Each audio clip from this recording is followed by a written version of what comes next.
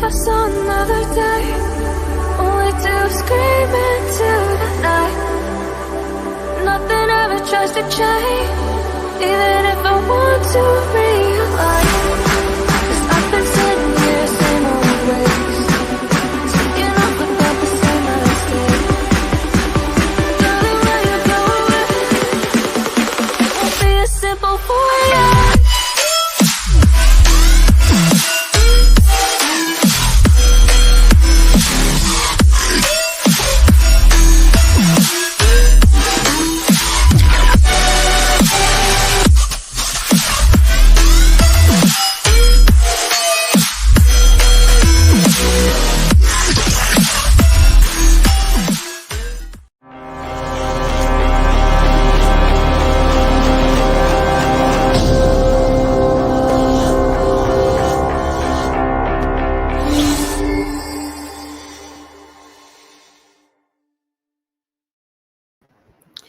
Yo, guys, it's Old Man G here, back again for another late show. I'm joined by the amazing Tom.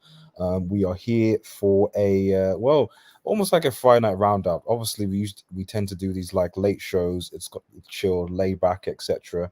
But before we get into it, remember, if you are new to the channel, to like, share, and subscribe to Red Devil Studio. Follow us on Twitter, on X, and smash that notification button, etc., etc. So before we get into the show, just a few things. Obviously, main topic really is going to be about, well, Antony obviously returning, and obviously you can see the posts as you know, it's been confirmed for a while now, but we're obviously going to give the Red Devil Studio take. We're going to be talking about we're going to be previewing the United versus Palace game, and then obviously just this whole injury crisis that Manchester United seem to have. Injury crisis, injury crisis, injury crisis. What is going on? Lisandro Martinez apparently is going to be out for now several months, which, to be honest, I knew was going to be the case. I had a feeling. I have felt that we rushed the guy back, but we'll get into it. But first and foremost, Tom, buddy, how are you doing? You okay? Yeah, I'm doing fine, G, and yeah, likewise, I probably envy everything that you said. Hope everybody in the chat's doing well, and all the viewers and everybody as well. And when you're coming in, either pre-stream or post-stream, like, share, subscribe as always, people, and yeah, show G your support as always. Appreciate it. Like I said, apologies for not being streaming as much, guys. I said I'm halfway through an exam process as we speak, so the second part is going to be next Friday. So, but I'm going to be able to get in, squeeze in a few wee streams.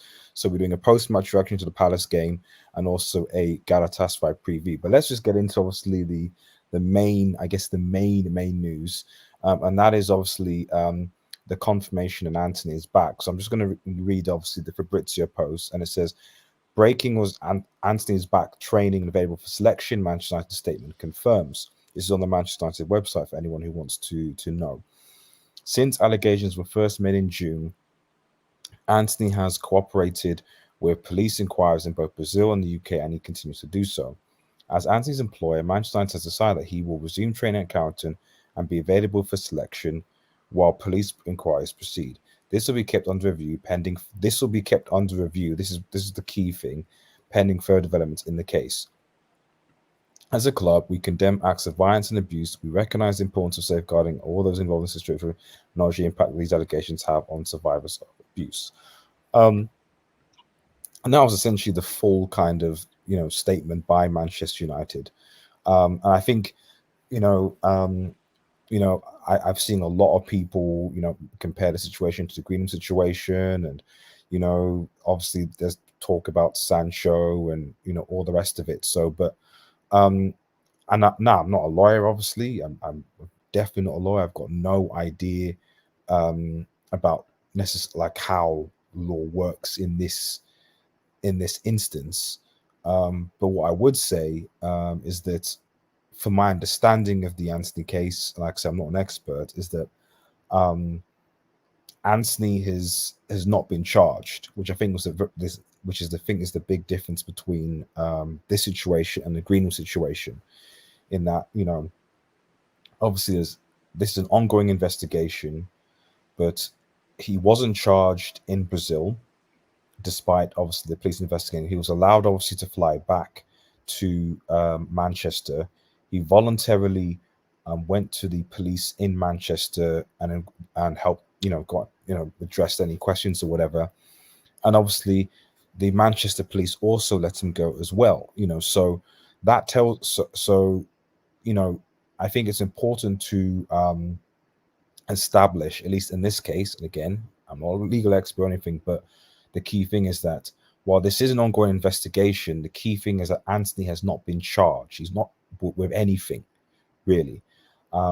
And to put this into perspective, there are certain other players, I'd say a player that currently plays for Arsenal, and I think one plays for Spurs, but I think the Arsenal player in particular, that one of them I think has been charged.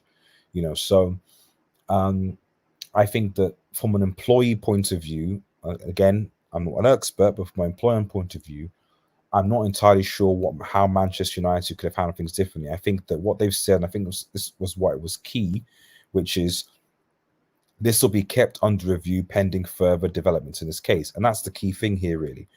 Further developments. If there are any further developments in the case regarding Antony, any new evidence that comes to light, etc., this decision that Manchester United made will be under review. So it's not like this is a fixed decision. It is a decision that, like, right, okay, you know what? As far as we're concerned, he's not been charged with anything.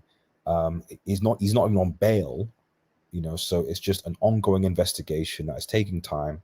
And we see no reason why he can't come back to training.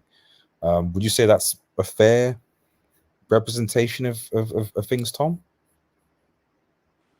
I mean, probably, yeah. And I think really in any of these cases, we always have to stress on the importance of there is no charge that has been brought where he's been charged with anything or he's been convicted of anything. There's just an ongoing investigation, and it comes and it stems from allegations made by victims of domestic abuse, one of them being his partner, and certain terminology where some things might have happened in Brazil and then some things have potentially spiraled over to the UK and Manchester, and it just seems like a really turbulent sort of life, if I'm completely honest with you, with what we've uncovered and really heard. And I mean, some of this stuff, I'd be surprised if it doesn't even stem back to when Antony was an Ajax player, irrespective of being a Manchester United player. So there must be some sort of a long-term sort of aspect to what's been going on. Whether, the allegations are true or not, obviously that's for a court of law and the relevant, investigators to decide whether there is a case to answer to or not. But at the end of the day, like you said, Jay, I think you've summarised it perfectly. The Brazilian authorities asked to speak to Antony, flew back to Brazil, and he said, yeah, I'll speak to you and I'll answer all your questions and everything. And no charges have been brought. They've allowed him to keep his passport. He's not exactly been told that he's a flight risk and that he can't leave the country. So he's been allowed to fly back to Manchester.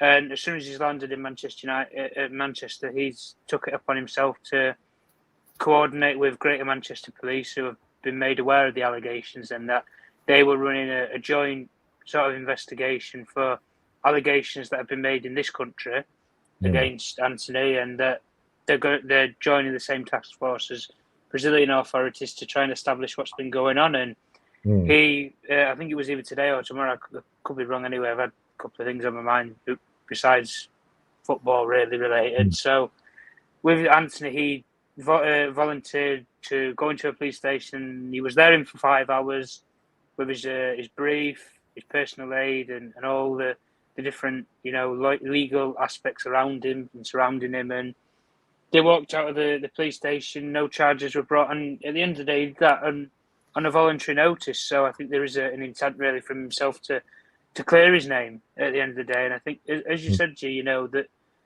the way that this has really spiraled is, if I'm being honest, if we take it back to football, you cannot have a player that costs you £90 million and is on well over £150,000, £200,000 a week not play. You can't have that. Not for months. It can't happen. Unfortunately, we've said it with Jadon Sancho. Like, you had two wingers that have cost you over £150 million, and neither of them can play.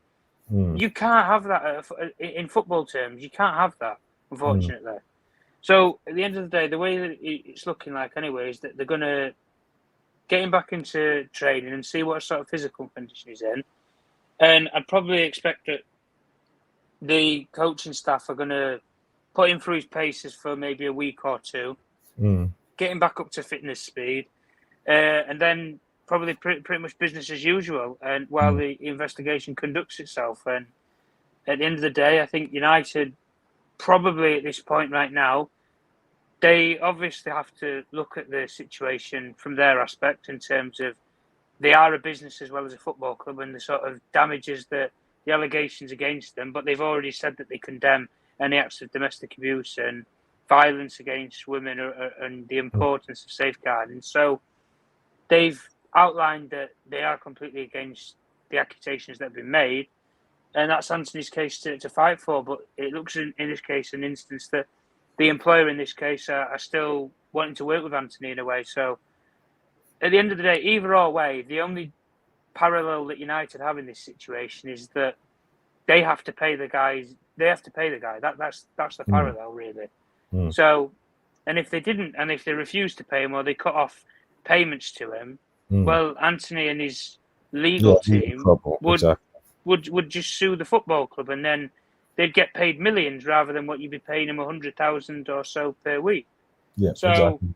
he would get paid. He would get money either way. So you might as well keep the player on side and keep that relations with them there, even while the allegations are going on. And at the end of the day, if Antony, in that interview, like he says that he's done no wrong and he's innocent, then he'll prove his innocence in the long term. But I think the only fear for me that I think the coaching staff in particular should take into account is that, yeah, he might be up to scratch within 2 weeks physically, but psychologically and mentally, if I'm being completely honest, I don't think he should be anywhere near a football pitch. That's just my personal opinion. I think you should have laid him off for a lot longer than you have done right now. And you could have easily just left him and said, look, you can be back in training and all this, that, the other, but to be available for selection and things like that and potentially playing and stuff week in, week out, basically back to normal. I think it is too soon based upon what he has had to go through. And like I say, mentally, I don't know if he's going to be there or not as a player. And the only way we're going to see that is when we see him come back onto the football field. So I just hope really for his sake, there isn't that impact on his footballing career as there has been with his personal life. And hopefully maybe he can distance the two of them while what's going on and get back to, I guess, some of the better form maybe that he showed towards the back end of last season. That's fair. Bigger Box in the chat says, is Antony returning a big positive for the squad? I think so. Good to have Antony back. So FIFA blah blah is also, I think so, Box. And Antony's enforced absence forced Enak to shuffle the pack with regards to picking faves and trying systems. Did it really though? I'm not sure about that, Box. If I'm honest, the only thing I noticed was that he tried one game playing Bruno on the right, which didn't. I'm trying to remember when was Antony's. I think it must have been before the Brighton game. No, it was after the Arsenal game. So after Arsenal, we played Brighton, if I remember. So I remember that against Brighton, he played Bruno on the right. That didn't work. We got dominated. And then obviously went to Bayern Munich. He then played Palestri, and then obviously against Palace, which we lost still. And then we played Palestri, obviously, in the FA Cup against a weakened Palace side. So if you look at the results, I know we're a little bit more positive because obviously United beat this weekend Palace side, but it's not like the results have been good. We didn't beat.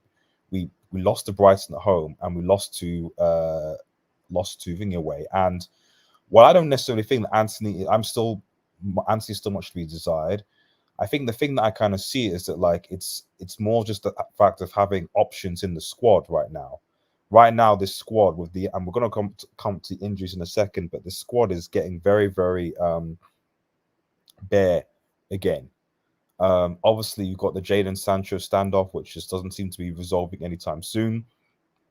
Hopefully it does. This would have been the time if Jadon hadn't actually said anything. Jadon could have probably been in, and then you're thinking, right, okay, we've got Sancho, we've got X, Y, and Z. Look, we can do something. But now, because Sancho said, and obviously, you know, and he's now not backing down, whatever.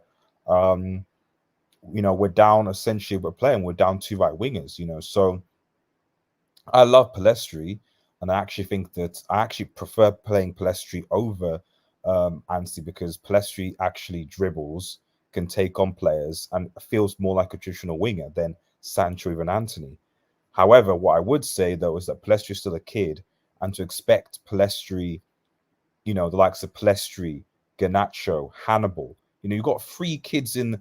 Like, people need to realize you got 3 kids into that you're putting the responsibility on, not to mention the new signings like Onana, etc., that you're expecting to basically sort of carry a Manchester United. So I don't think that's necessarily fair, you know. So if I was Ten Hag, you know, obviously, you know, Antony's not going to be playing. He's not going to be playing against Palace at the weekend. He's obviously clearly not. He needs training fixtures and needs to be assessed. So I suspect he'll probably be. And you also got to remember that we're in this run right now where we have somewhat easy games. You know, we've got the next, I think, 4 games are at home, if I recall. I'm playing against, you know, we're playing Galatasaray at home, who, for whatever reason, did a Henry penalty issue last week. But Galatasaray, from what I see, them or a couple of them don't look particularly good. After we obviously play Palace this weekend, then I think after Galatasaray the weekend we play, I think it's we have another home game. Who are we playing at home? I think it's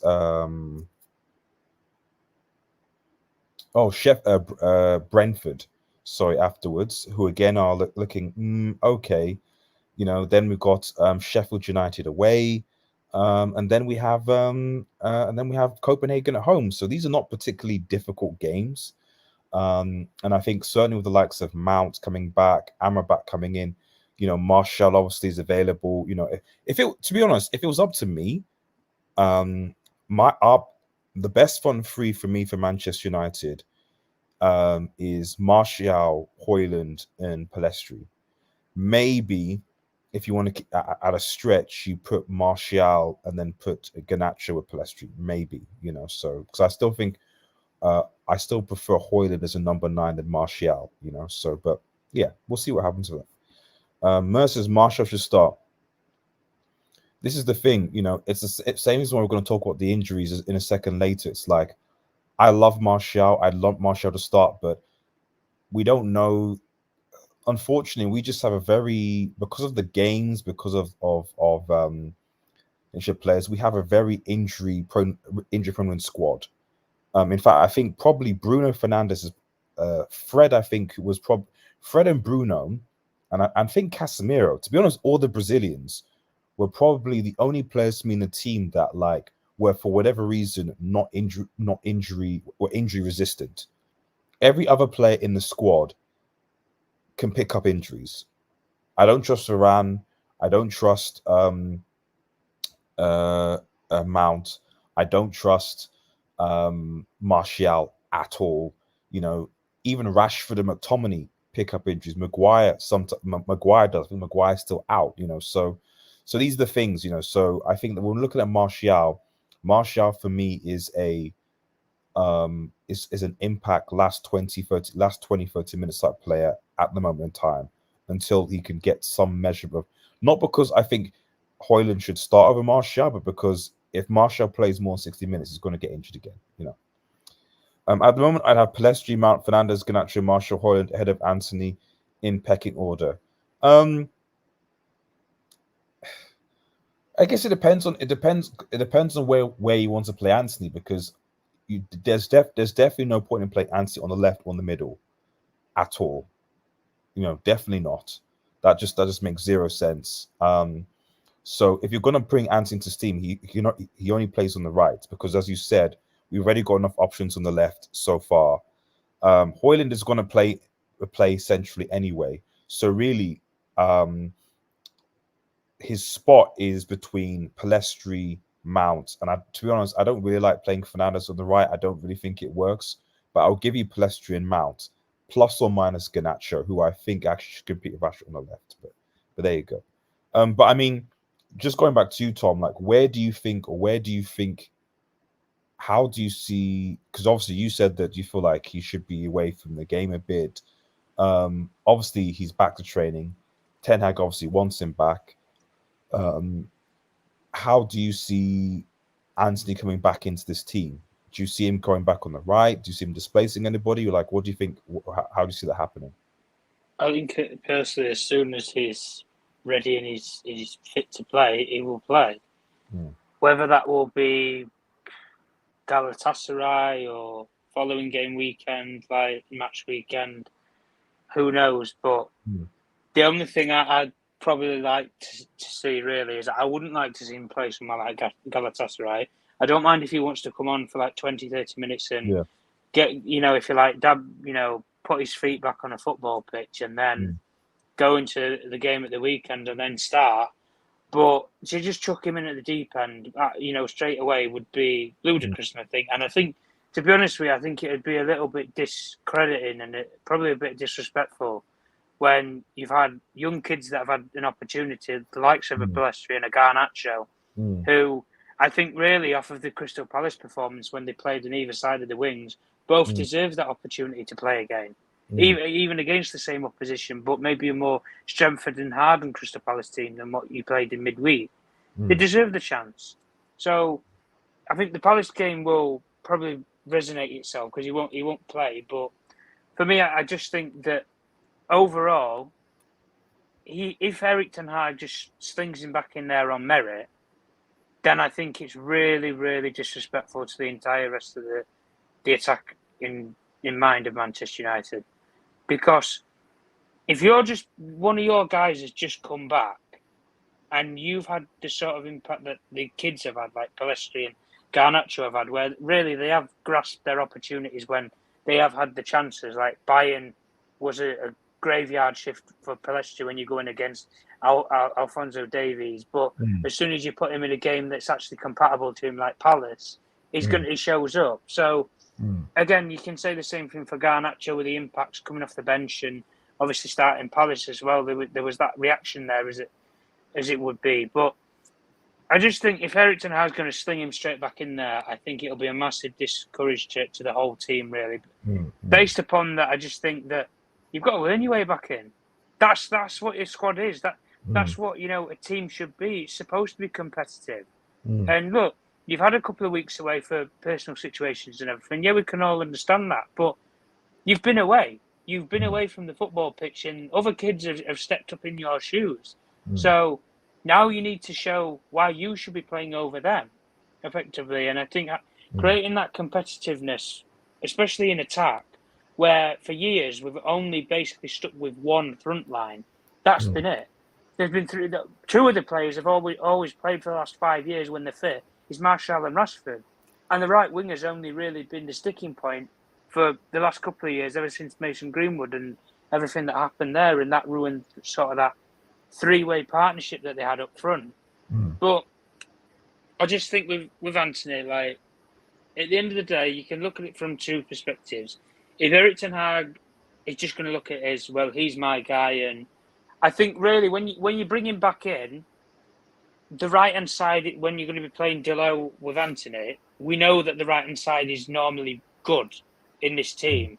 It's the left-hand side that's been the imbalance because we haven't had the natural left-back to play with Marcus Rashford, which is Luke Shaw.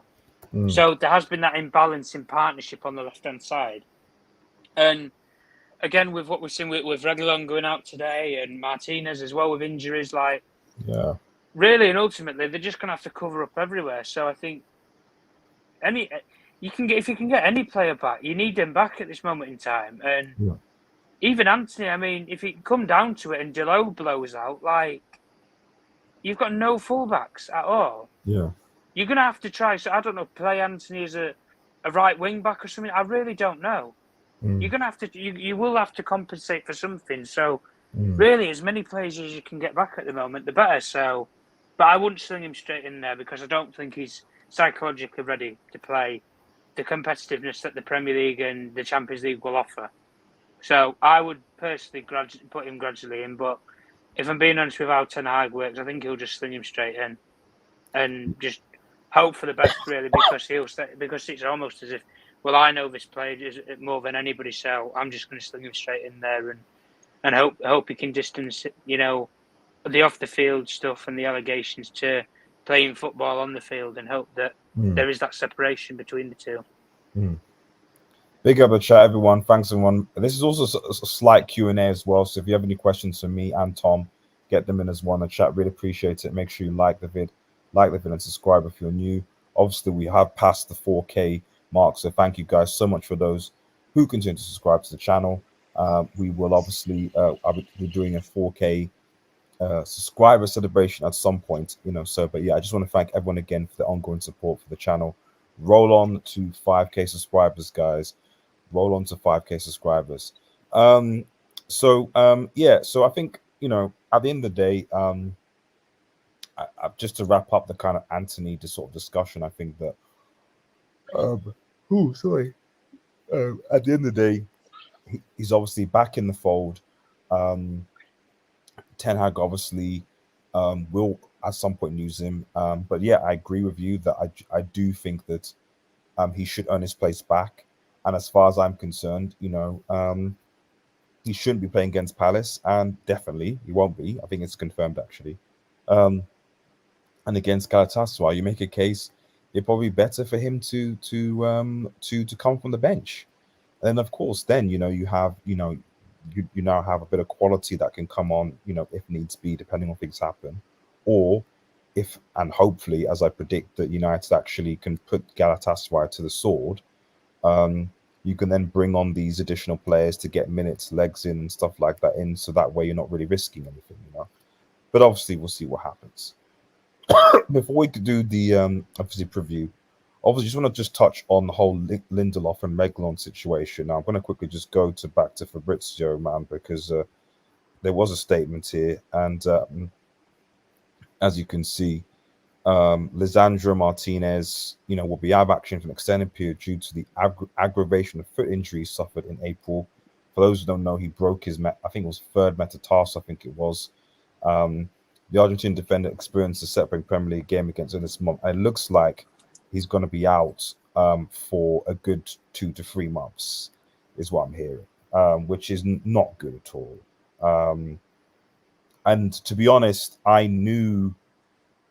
I'm actually angry with this, and I'm angry with this for a few reasons. And this is coming from a doctor as well, is that I'm angry because I feel like he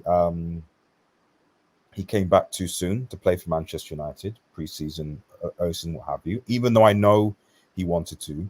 But also, I'm angry because he was allowed to go on international duty. So... He went on international duty. He went on pre-season, and obviously he played some of the United games. And at the end of the day, he's aggravated his injury. So I don't know what the medical team United did and thought, knowing that he's got this, why they allowed him to play to fly international. I don't know why they allowed him. You could certainly have made a case. Because obviously, you clearly know that Lisandro Martinez has not been at his best. I've noticed it even against Spurs, because he's just not been with it. He's not been sharp. And I appreciate it that Varane was out. So you're in a situation where, you've got Evans and Maguire effectively and Victor Lindelof. Is that good enough? I don't know. And ultimately, the biggest issue here was that we actually we wanted to let Maguire go and sign a new centre-back. We didn't.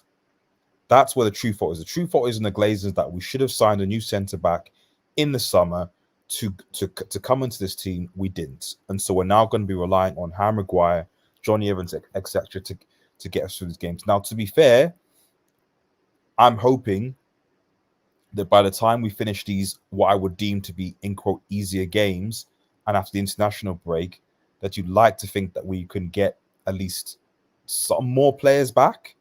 But Luke Shaw doesn't look like he's going to be back for a while. Who could cover there? He's not. We've got to hope and pray that Varane stays fit, but that's, we don't know about that. So really and truly, I think Malacia and and Sabka are all out long term. So really and truly, defensive wise, we don't really have a lot of players to come back.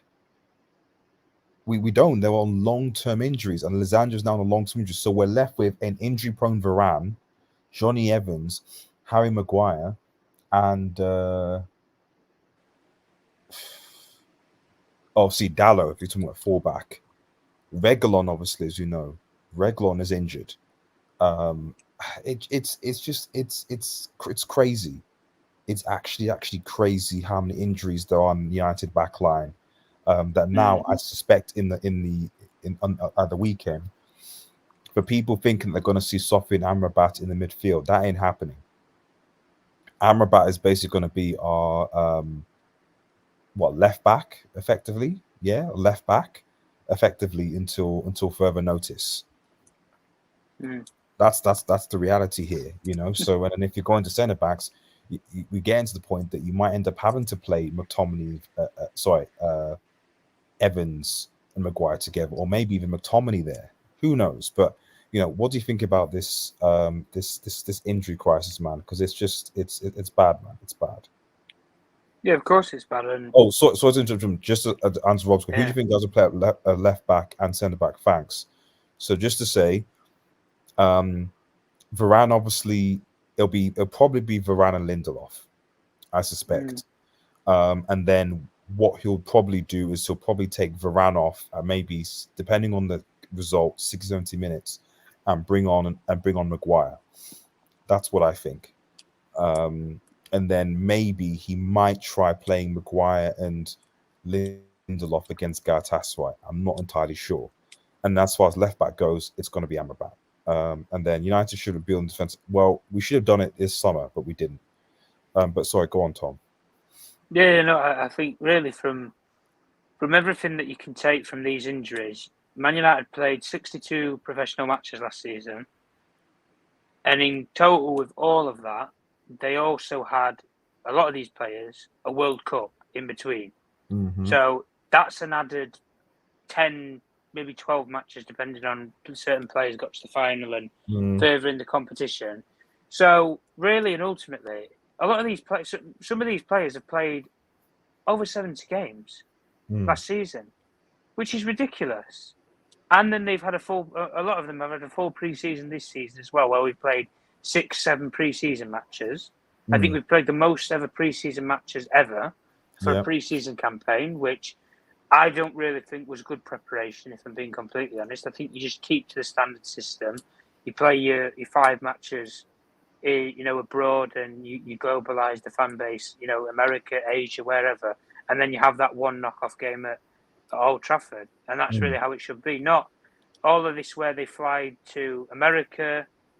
Sorry, they fly to Denmark, then they fly to America, then they've toured all around America, out flying and flying and flying and flying. They've flown them back to Dublin, and then they've flown to play back in Manchester. Like, they've gone all over the globe, and they did that last year when they were going Europe anyway. So, but the thing that strikes me with a lot of these injuries is, a lot of these injuries could have been avoidable. And the reason why I said they could have been avoidable is they are not damaged injuries. They aren't injuries where a player's gone straight through them and they've completely sawed the leg off. They're not those kind of injuries. They're muscular injuries. All of these, pulling hamstrings or ligaments or whatever. Like, the Martinez one, we can understand. That wasn't an impact injury that he got from last season with Sevilla. It was the tendon had just gone in his foot, and he's gone. And now we're seeing an aggravation of it. And a lot of people, and I was personally one of them anyway, that said in the Arsenal game that he's not moving right. From minute 1 to minute 90, he wasn't moving right in that game at all, for what I saw anyway. And I think really from the whole injury crisis, the one thing that's really, really annoyed me when we first brought in Erik Ten Hag, and it wasn't a fault of his own, was there's this persistence at Manchester United with managers. Whenever you bring them in, permanent managers or caretaker for a couple of months. The managers always want to bring in their own fitness and health or, medical department, or they recommend people for these roles. And Erik ten Hag wanted to bring 3 fitness and development and strength and conditioning coaches from Ajax with him to Manchester United. And Manchester United said, no, we've got some of the best fitness and development coaches here at Manchester United, and the health and redevelopment department and medical facilities at Manchester United are some of the best in the world, and we've got the best experts in the world. You've got the best experts in the world, but you've got the second most injuries in the Premier League, and you only played 6 games. 5 games in the Premier League, but you played 6 games in total, 7 games in total. And you've got basically one of the most injury hit squads in the league. Maybe even in Europe. I don't know. I'd have to do the stats. It's ridiculous. And at the end of the day, this football team, when you look at a lot of these players, I am not surprised that a lot of these players are burnt out. I am not surprised that Rafa Varane retired from international football. He must have been shattered after last season. 62, upwards of 62 games, and then making it all the way to the World Cup final with France. I'm not surprised he called it a day. I'm not surprised that when we've gone into the market, we've looked for a left back as an emergency signing. You sign an injury-prone left back. This is Manchester United. You signed an injury-prone left back at a club where he wasn't even playing anyway. And even when he's fully fit, he wouldn't play. And the one thing that scuppers it all really is now you are 1 injury away from being back where we were before, under Ole Gunnar Solskjaer, with Lindelof and Harry Maguire at the back. You're 1 injury away from that, and you are 1 injury away from having no fullbacks. You had 5 fullbacks this season. Alvaro Fernandez, Luke Shaw. You brought in Reguilon, so that's 3, and then you got Delon and Wan-Bissaka. You're now down to 1, and the other natural left back that you had as a youngster, you've loaned over to Spain, and he's not even playing anyway. Yeah, he's not even getting game time. He'd have been better off developing here. Yeah. So what was the point in that experiment? There isn't any point. Yeah.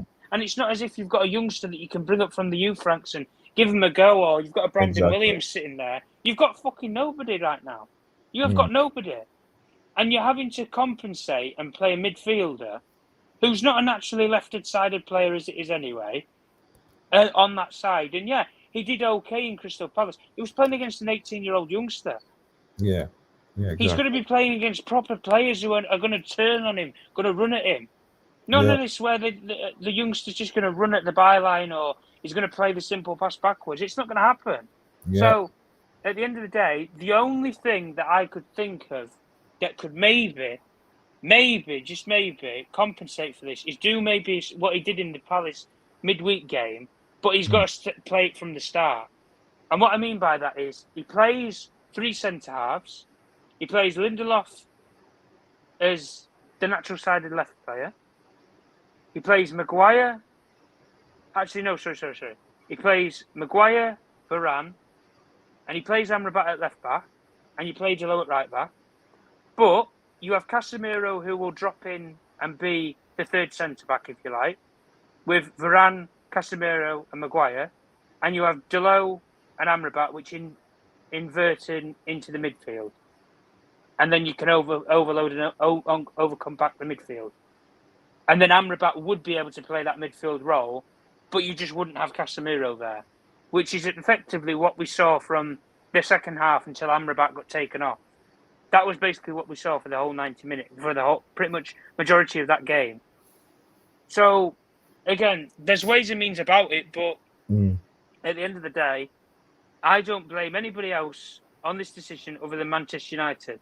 That's the only people I blame on this. I blame the football club. Because if you would have brought Erik ten Hag's proper people in, I can guarantee you now, proper fitness coaches and sports psychologists and the best medical department doctors in the world would have cut this injury list in half, maybe even 3/4 of it in half. Because 3/4 of these players are muscular injuries. Yeah, they are. 3/4 of them can be avoided. The Martinez one, that can't be avoided. The Luke Shaw one, breaking a tendon like he did in his knee in that game years ago, and that's always going to be an aggravation for the player. That can't be helped. Those ones can't be helped. But McTominay missing games here and there, Reguilon missing games, hamstring injuries here and there. These injuries can be avoided with proper recovery and proper development in players. But Manchester United didn't allow Erik ten Hag to bring in his own people to do that. And do you know what he's had to do? And what they've had to do now is now as a football club, as a final point, they've gone and got the chief sport of science and medicine and the chief doctor at Arsenal, and they brought him to Manchester United. And do you know what's funny? They brought him in, and he's not allowed to implement any of what his actual education is. He's not the main guy on the medical department for Manchester United, but they've brought him in. They made a big public announcement saying we brought in Gary O'Driscoll from Arsenal Football Club, where he's worked there for 12 years and blah, blah, blah, and all this other shite. You brought the guy in as if he's going to be the G that's going to solve everything. The man who's going to make Martial go from candy floss to concrete muscles. And he's not allowed to implement anything that he knows. So what was the point in bringing him in? You've brought him in as if... I'm not being funny. There was so much hype around it. It was almost as if we bought a new signing. That's how a lot of people interpreted it. But like I said to you, we are one fullback away from an absolute crisis. Yeah. As much as we can say for the centre halves, we've got at least 3 centre halves that can play right now. Stroke 4, if you want to use McTominay, maybe, because you can play that for Scotland. But aside from that, you have one natural fullback right now. 2 of them are on loan in Williams and Alvaro Fernandez, and 3. You've actually got 3 natural left backs in your football club, and they're all injured or not fit. Yeah. It's like, honestly, it's absolutely scandalous, and this could only ever happen at Manchester United. That's the one phrasing that I would always say. It's a crisis, man. It's a crisis. That's all I can say. It's a crisis. Mercer, sorry, says Evans and Maguire sit on CV's can go back through with wing backs attacking. Who though? Who are the wing backs? Like, if you're saying if we're going for a back 3 with wing backs, so what? So that's still Varane. So it's Evans, Maguire. Like, who are the wing backs attacking? Like, no, I wouldn't personally play wing backs. I'd do what probably I said. Play free holding players on the halfway line. Casemiro, because we know that his legs have gone and everything like that. Varane can obviously cover and compensate for what Maguire and Casemiro don't have in the running department.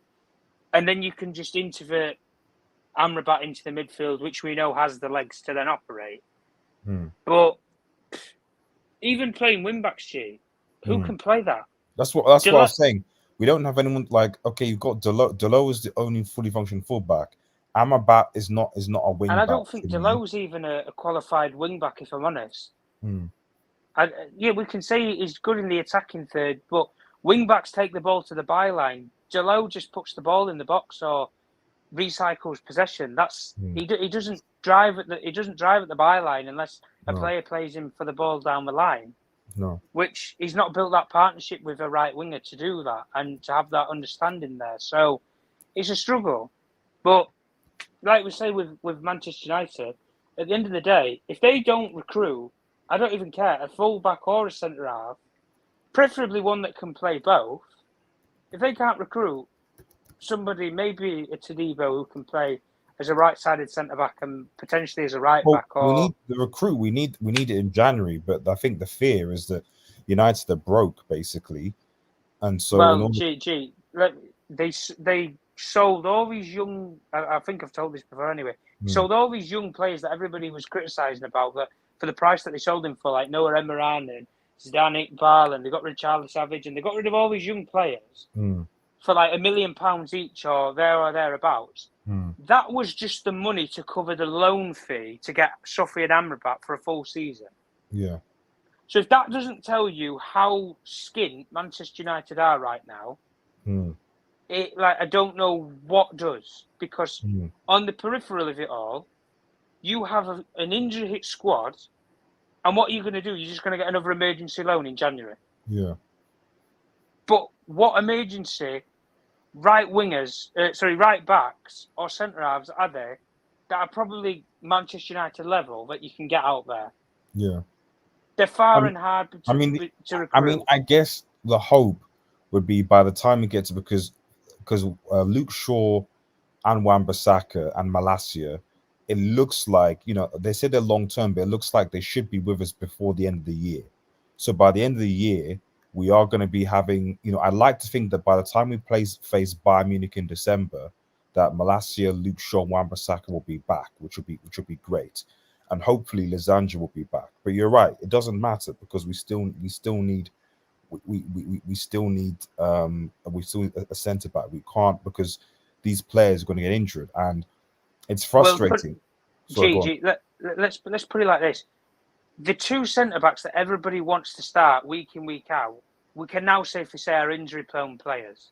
Lisandro Martinez, unfortunately, for people that want to hear it or not, he will now be an injury prone player. He's come off of a massive injury, which completely broke his tendon in his foot. You need your feet to play football, especially at the high level at a club like Manchester United. You need both feet fully operational to play at football. And we know Varane will not play every single game of the season. He's going to miss games here and there. So Erik ten Hag's fully fit centre-half partnership is 50-50. It's not even that. It's probably less than that. 25% of Manchester United's games this season, one of these two will miss. Or both of them will miss. And like I say, you're back to Lindelof and Harry Maguire, which we've had for the past 3-4 years. But Erik ten Hag made it very clear he wanted 3 centre-halves this summer. And these were at 3 different time frames, let me mind. Kim Min-jae was the first priority because of the release clause that was in his contract. Yep. United didn't pursue it. Bayern Munich, a proper established football club, pursue Kim Min-jae. He's now a Bayern Munich player. They then wanted Benjamin Pavard. Benjamin Pavard wanted to come to Manchester United. He was he could play right back, he could play centre back, so it would have been perfect for what we need right now. He might have even been able to play him at left back. Yep. And then they didn't go for him because they couldn't sell Harry Maguire. So they decided against opting to go for Benjamin Pavard. So what do? You get a proper established football club like Inter Milan come in. Right, we'll pay 15 million euros. We'll pay 15 million for him. Right, done. See you later. He then scrapes the barrel and says, I want Todibo. And when he said that he wanted Todibo toward the end of the window, what happened to him? The window shut. Yeah. The window shut and they were looking at trying to secure the loan figure fee that they needed to get Amrabat for a season. So, effectively, they ran out of time and they ran out of money. That's the sad reality of it. We need to get new owners, man. We need to get owners ASAP. We need to get new owners ASAP. Let me read some comments, then we're going to move on to the final topic, which is just a brief United versus Palace review. Sorry. United, big up RDS and Dominic Italians. We did do a show on Wednesday with the update info regarding Qatar, and obviously some news regarding Sir Jim and his bid. That sort of changed, so make sure you check out that video that was on Wednesday. United Red. Giles says we had a youngster who could play left back. We loaned him out. Yeah, it was Alvaro. Are we able to get bring back players out on loan? It'd be difficult. There'd have to be something in the contract, but I'd imagine if it was emergency recall, it wouldn't be until January. I'd imagine. Mer says, yeah, you can pull them back if both clubs. Yeah, we're given release clause. Yeah, exactly. It's difficult. Atonement says, why can't the old Arsenal doctor implement his philosophy at Manchester United? Yeah, because Tom, you said you couldn't implement it. Is there specific reasons? Is he not being allowed? It's not that he's not being allowed. It's that the qualification that he has, he is a first team director doctor. He's the man in charge, and he's been the man in charge of a big Premier League historical football club, and he's been in charge through all the different managers. He was Arsene Wenger's club doctor. He was Unai Emery's club doctor. He was now Mikel Arteta's club doctor. He's lasted 3 managers over a sustained period at Arsenal Football Club.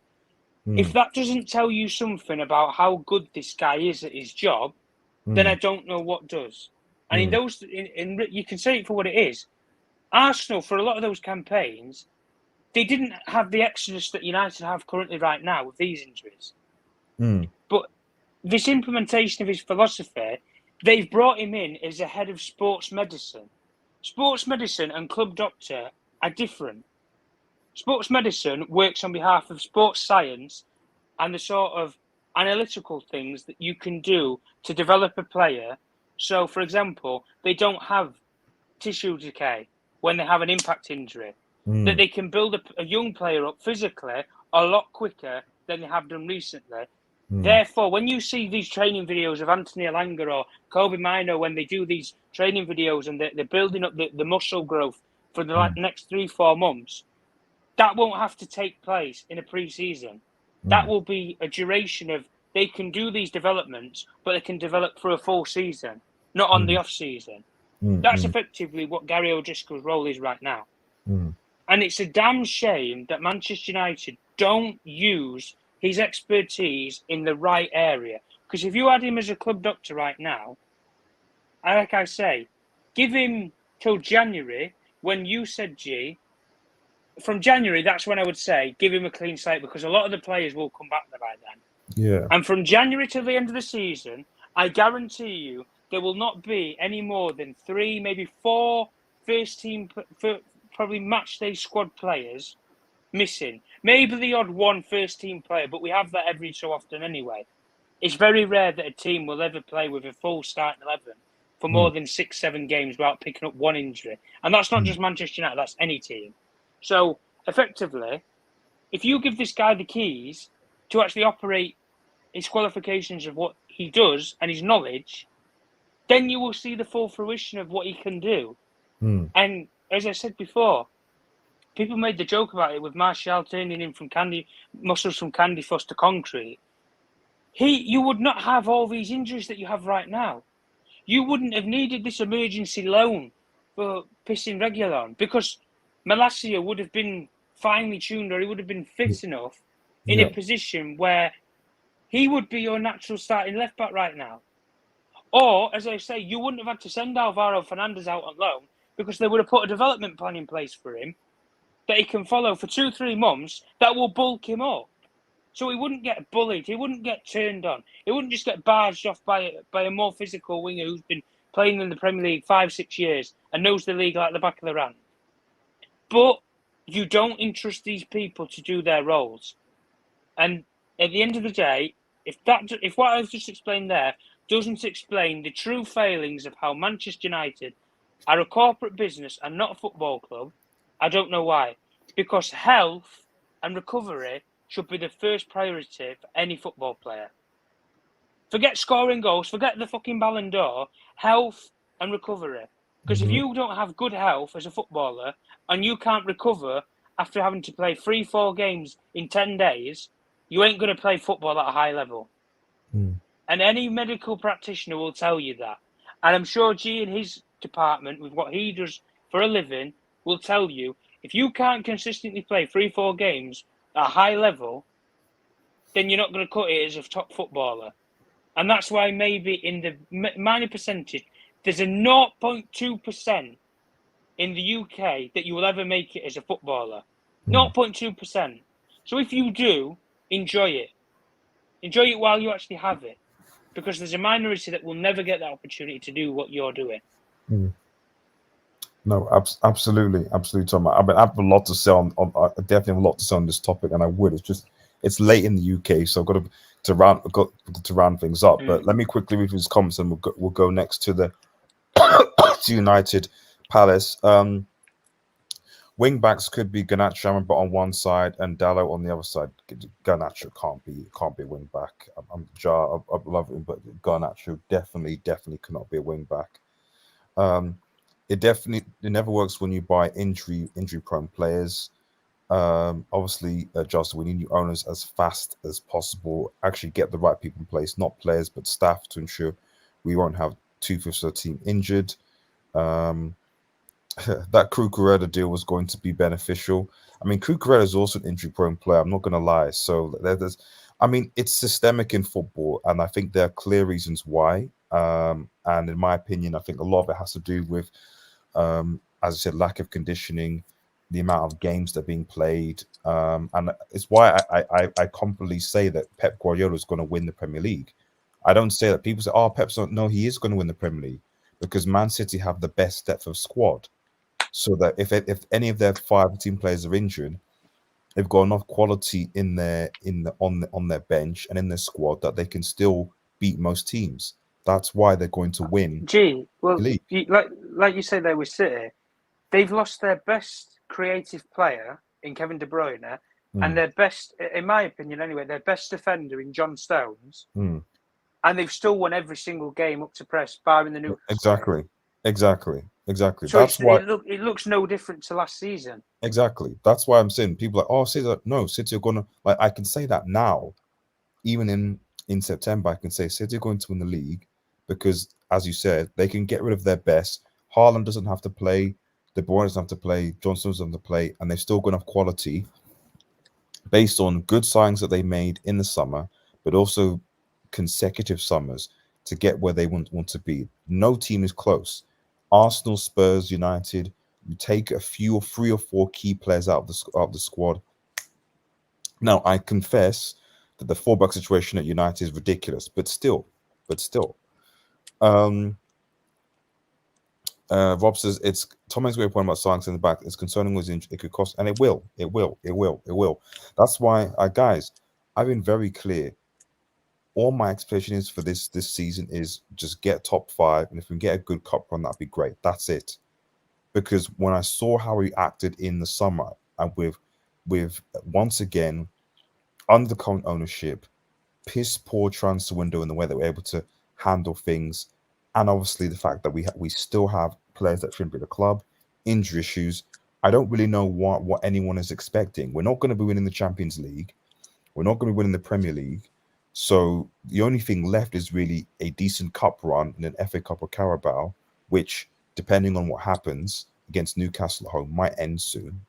So these are the things. But anyway, let's move on to the final topic because it's about soon. But yes, United versus Palace, man. United versus Palace today. Obviously, we faced them in the Carabao. Which was, let's be frank, it was a B team. I mean, Crystal Palace, speaking of injuries, Crystal Palace themselves have had an array of injuries. They rested some players. I think that Eze and I think Edward, who was injured, might be coming back into this team. So a bit more, stereotypically pace and physicality against the players. So, I look at this, and hopefully everyone can see that. I look at this lineup. Not line up here, but let's have a look here. The starting lineup here. And obviously, let me know what you guys obviously think. But obviously, Onana is going to be in goal. I think that's standard. That's the one thing that we know it's not going to change. Right back, I think Dallo obviously will come in.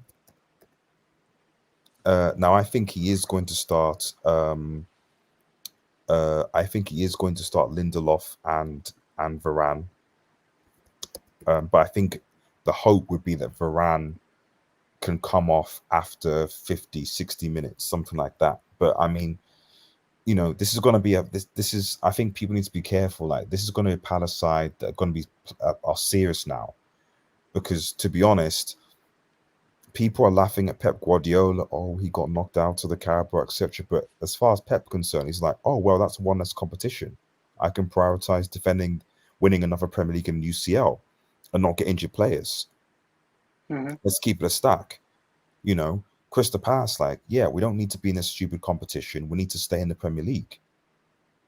So the reality is, if you're a United fan, this game, especially it's at home, this is an important game. We can't afford to lose it. Roy Hodgson's tie is going to be very simple. He's going to park the bus generally and hit the United players on the counter attack with pace. That is what Roy Hodgson is going to do in this game, and we need to be prepared for that.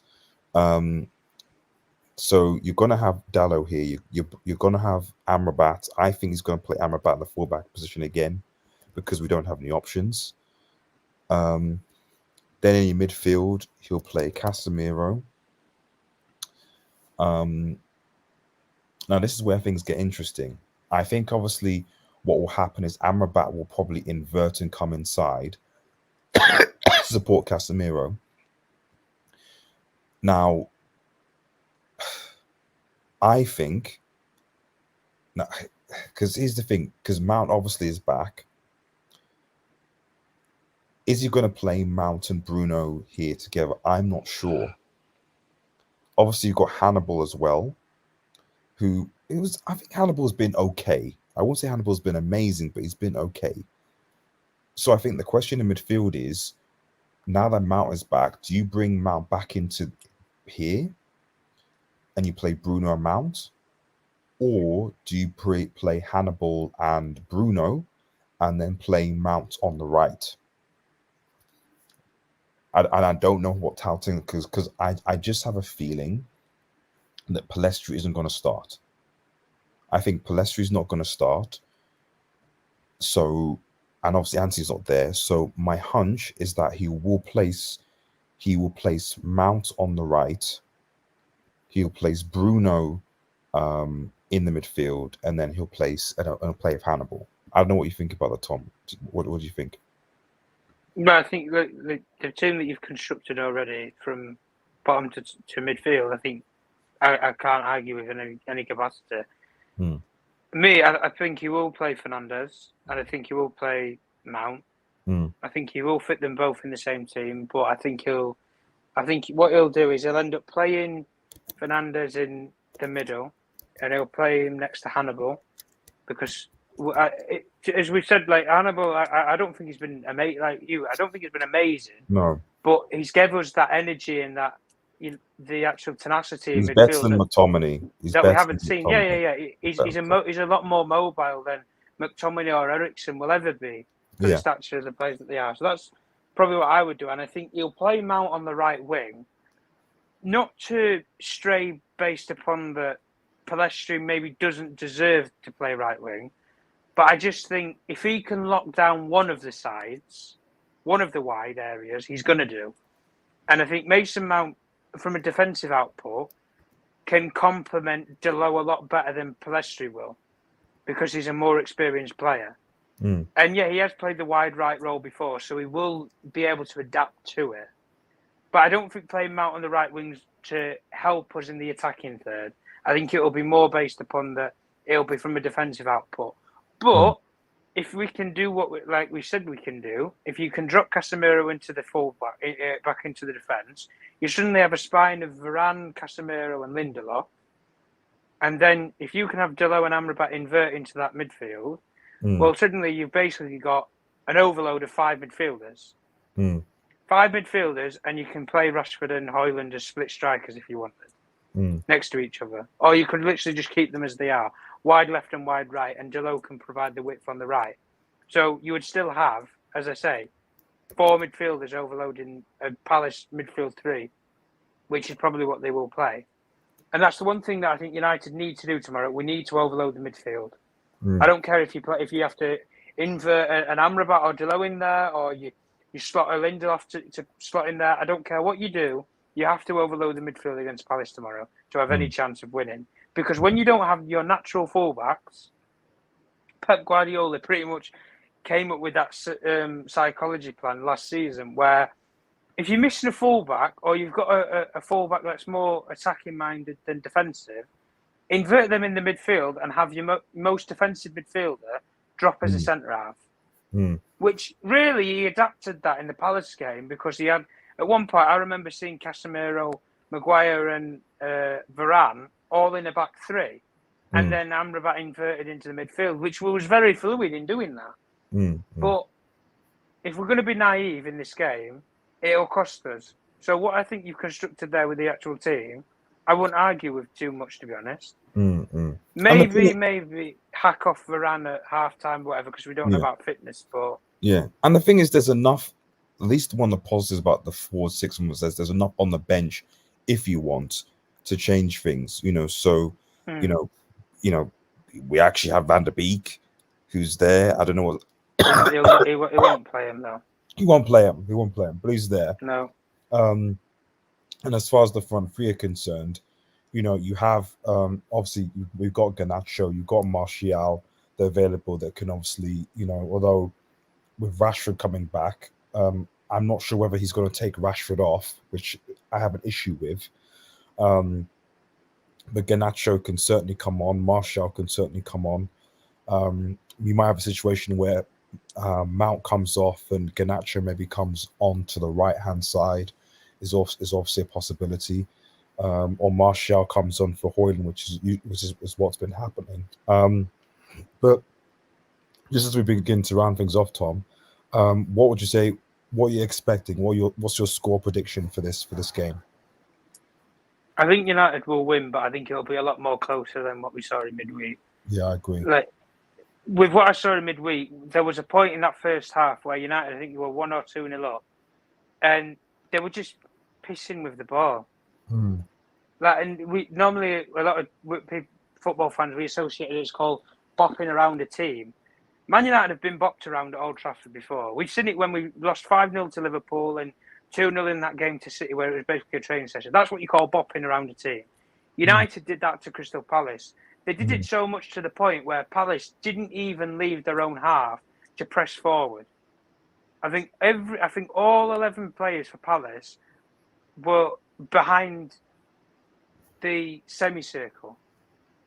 They were all behind that point, and that, for a team that's supposed to press up the field and try and hit you on the counter-attack, that's not how a team should play. And United did that to them to the point where they just didn't want to press anymore. So, effectively, I think, taking it into the game, Palace, they're going to have all their hardliners, but, Anderson as a defender, I think, is absolutely... I think he's top-notch, personally.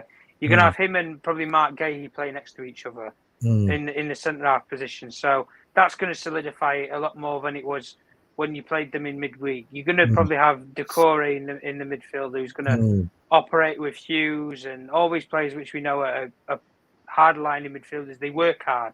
They're not quality players, but they've got the work ethic.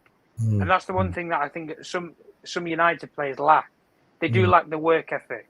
But if we play the team that we've got on the field right now, that's a lot more work ethic players on the field than not, if that makes much sense. Because I think Delo, Hannibal, Amrabat, Fernandez, Mount, Højlund, they'll all cover the hard yards. Whereas there's some players in our team that can't do it physically, like a Casemiro, a Varane and a Lindelof. Or there's some players who, let's just say it for what it is, choose not to, which is Marcus Rashford. Improvement in a recent game, but I just think at the end of the day that he's going to pick the team that is going to best place him to go forward and hopefully just get over the line. That's the only thing I can take from this game is let's just get over the line. Let's get the 3 points. It gives us a couple of days to try and recover a lot of these players, and then you can reassess the squad from there. Maybe we don't know. We might get a surprise that Reguilon might be able to play Galatasaray or something, and then the panic's over. Only for so far, anyway. But we're just gonna have to see. Well, that's another thing as well, because I mean, one variable factor is that we're playing, we're playing Galatasaray, and the positives that's at home, so not long, but the game is on Saturday, and then we're playing Galatasaray on Tuesday. And given the injuries, a lot of these players are probably going to be in that. Like, if I look at the back four, the back five, you're like, this is probably the same back five that's going to start against Galatasaray. Do you make a change and put Maguire in? Maybe, I'm not entirely sure. But I'm looking at this squad, I'm thinking, what would I change? The only thing really is maybe the front three changes. I don't know. Oh, Tom's just left. Just bounced. But it's grand. It's fine because we're rounding up anyway. So, but at the end of the day, sorry, my voice is gone. That's why we're rounding up. At the end of the day, I predict a Manchester United 2-1 as well. I think that Mer in the chat said 2-1. But yeah, we need to manage this game because, like I said, guys, we have a big game against Galatasaray at home, and if we're going to get any chance of qualifying from this group, we need to win our home games. We need to beat Galatasaray at home. We need to beat Copenhagen at home, and hope that we have enough to basically pull through. So, but anyway, guys, thanks so much for everyone watching. Remember to like, share, and subscribe to Red Devil Studio. Follow us on Twitter, URX, and smash the notification button for the latest Manchester United news. We are going to be live for the post-match reaction tomorrow as well. Big up Stephanie coming in late. But I appreciate your support, Stephanie. I appreciate it. I really do. Another 3-0 to United. Yeah, 3-0. Oh, 2-0, I think. 2-0, 2-0, possibly 2-1. It's going to be a difficult game, though, I think. Palace, when they're serious, often do give us problems. Anyway, guys, have a nice day, guys, and cheers. Peace.